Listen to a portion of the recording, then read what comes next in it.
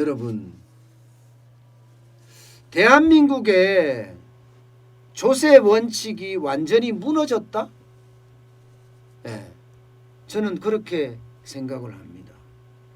이게 조세 원칙이라는 것은요, 넓은 세원과 낮은 세율이거든요. 그래서 국민이 편안하게 산다. 이게 지금까지 대한민국이 유지해온 조세 원칙이에요. 넓은 세원, 낮은 세율, 이게 말입니다. 그런데 문재인 정부 와서 이게 완전히 무너졌어요.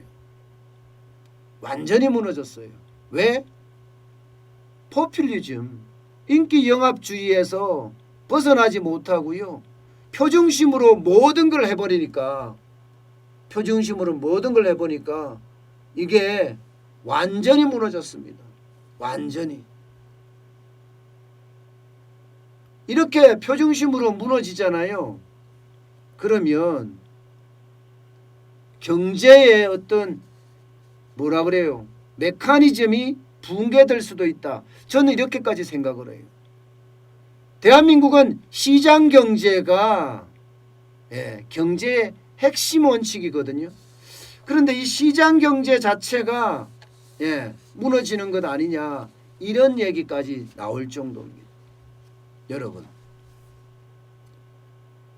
내는 사람은 더 내게 하고요, 안 내는 사람들은 자기 이제 표가 달린 쪽은 덜 내게 계속 밀어붙이는 거예요. 국회 입법조사처가 발표한 게 있어요. 근로소득세 면제율 말입니다. 이거 우리나라 엄청납니다.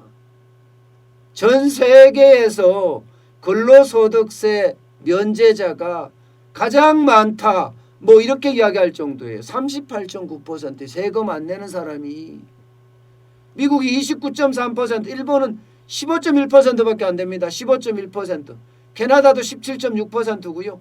호주도 15.8%인데 대한민국만 세금 안 내는 근로자가 38.9%라는 겁니다. 이게 말이 돼요? 이게 넓은 세원이 맞습니까? 낮은 세율이 맞습니까? 결국은 거의 40%는 세금을 안 내는데 나머지가 세금을 다 낸다 이야기잖아요. 나머지가. 여러분, 이렇게 조세의 형평성이 깨지면 말입니다, 결국 조세는 저항감으로 옵니다. 지금은 고소득자 증세한다고 하니까 별반 저항감이 없어 보이지만, 이게 기업이 침몰할 때도 서서히, 나라가 침몰할 때도 서서히 침몰하듯이 이 저항도요 서서히 일어나고 있는 거예요. 그 서서히가 한번 인에 박히면요 다시는 돌아보지도 않습니다. 그거 반드시 알아야 돼요. 때문에 넓은 세원, 낮은 세율, 이거를 해야 되거든요. 정부는 안 해. 고양이 목에 누가 방울을 걸겠냐는 거야. 표심이 두려워서 아예 하지도 못해. 예를 들어서 직불카드 공제, 신용카드 소득 공제, 이거 안 하잖아요. 전자신고 세액 공제, 이것도 안 해요. 게다가 비과세 제도가 얼마나 많아요. 과세 형평성에 어긋나는. 지금 신용카드만 하더라도요, 신용카드를 쓰게 하겠다는 생각에 세금 혜택을 줬거든요. 그러면 혜택이 됐으면 이제 일몰제니까 없애야 돼요. 근데 안 없어지잖아. 그만큼 여러분, 대한민국은 세금이 한 곳으로 집중되고 있다, 이런 얘기예요. 한 곳으로 집중되고 있다. 여러분, 부자들의 과세 더 많이 되고 있습니다. 이제는 더 올렸어요. 보시다시피 말입니다. 2018년에서 2020년까지는 이게 과세 기준이 5억 이상이면 42%에서 42%. 그런데 이게 구간을 하나 더 만들었습니다. 5억에서 10억 구간은 그냥 지금대로 42%를 하고요. 10억이 넘는 구간은 45%로 또 올렸어요. 그럼 구간이 몇 개예요? 구간이 하나, 둘, 셋, 넷, 다섯, 6개 구간인가요? 6개 구간. 그만큼 세금 많이 내라 이거예요. 부자들한테다가. 안 내면 가만히 두지 않는다. 뭐 이런 이야기인가요? 지금 원래 있던 처음으로 따지면 구간별로 하면요. 예, 이게 7개를 8개로 만들었다 이렇게 이야기합니다. 지금 보기에는 하나, 둘, 셋, 넷, 다섯, 6개, 7개 같은데 그 밑에도 또 있다는 이야기죠. 예, 이게 우리보다가 구간이 많은 나라가 몇 개 안 돼요. 룩셈부르크 19개입니다. 예, 멕시코 11개입니다. 스위스 11개입니다. 우리는 엄청나게 많은 거예요. 엄청나게. 8개가 되니까. 그러니까 부자 정세를 뭐 쉽게 말하면 그냥 부자는 적폐 세력이니까 예, 여기에 세금 많이 물리겠다. 소득세 많이 물리겠다. 이런 이야기죠. 그렇게 되니까 소득세가요. 근로소득 때는 찔끔 올라요. 10억 이상이니까 0.15 이게 0.15가 아니죠. 1,500억 올라요. 근데 종합소득세는 1조 9천 100억 원입니다. 5년간 누적치입니다. 양도소득세는요 2조 7,500억이에요. 그렇게 많이 오르는 거예요. 이걸 다 합치면 지금 거의 뭐 4조 5조 오른다고 이야기하잖아요. 그죠? 예. 4조 8,226억 원이 오른다는 이야기예요. 앞으로도 계속 오른다는 이야기입니다. 소득세는요. 게다가 종합부동산세는 계속 올렸으니까 최고세율이 3%에서 6%가 됐잖아요. 6%가. 참 저는 이런 걸 보면서요. 결국 말입니다.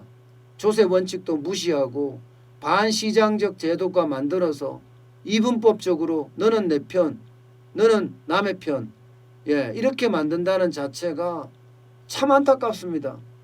어떻게 국가가 말입니다. 국민을 이분법적으로 갈라치기를 하냐 말입니다. 국민을 예, 집을 가진 사람하고 무주택자 이렇게 또 갈라치기도 하죠.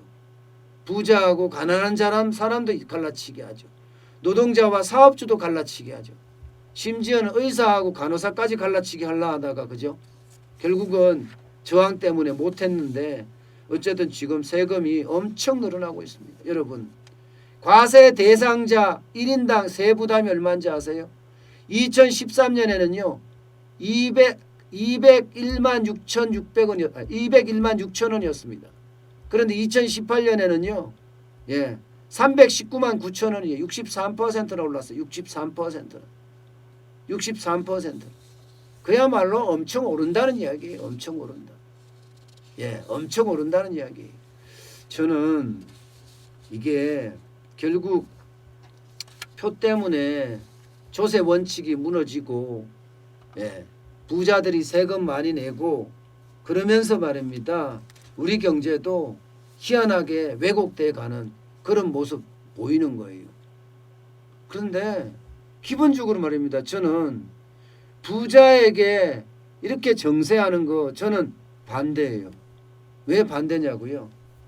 어느 정도까지는 정세가 저는 필요하다 그거는 인정합니다. 그렇지만 형평성에 어긋나게 부자들이 과세를 하잖아요. 그러면 소비가 줄어요. 소비가. 돈 있는 사람이 돈을 써야 되거든요.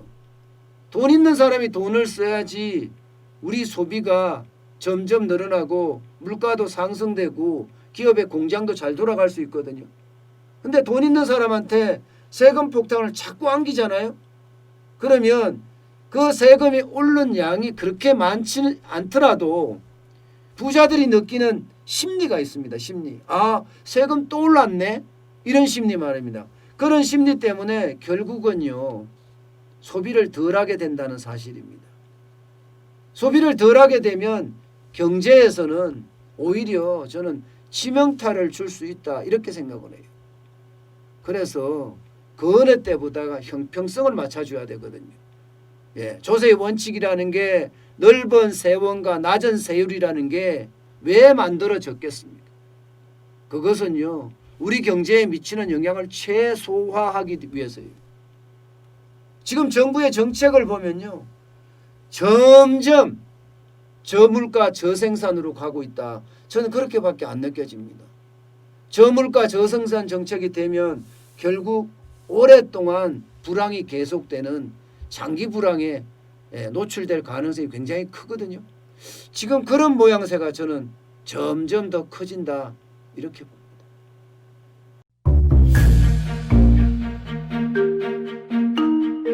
세종대왕과 샤넬 넘버5 벤츠 자동차의 최고급 기종인 마이바흐의 공통점을 아시나요? 바로 침향입니다. 침향이란 동남아시아에서 자생하는 침향나무가 상처를 입었을 때 스스로를 보호하기 위해서 분비시키는 침향나무의 진액입니다. 진침향은 태국산 침향과 러시아산 녹용, 그리고 국산 홍삼, 백봉령, 산수유, 당귀, 숙지향, 꿀로 이루어진 침향환으로 만성 피로나 또 스트레스, 기력이 저하된 직장인분들, 또 수험생들, 연세 드신 어르신분들이 드시면 좋은 환입니다. 진침향 여러분들께 자신있게 권해드립니다.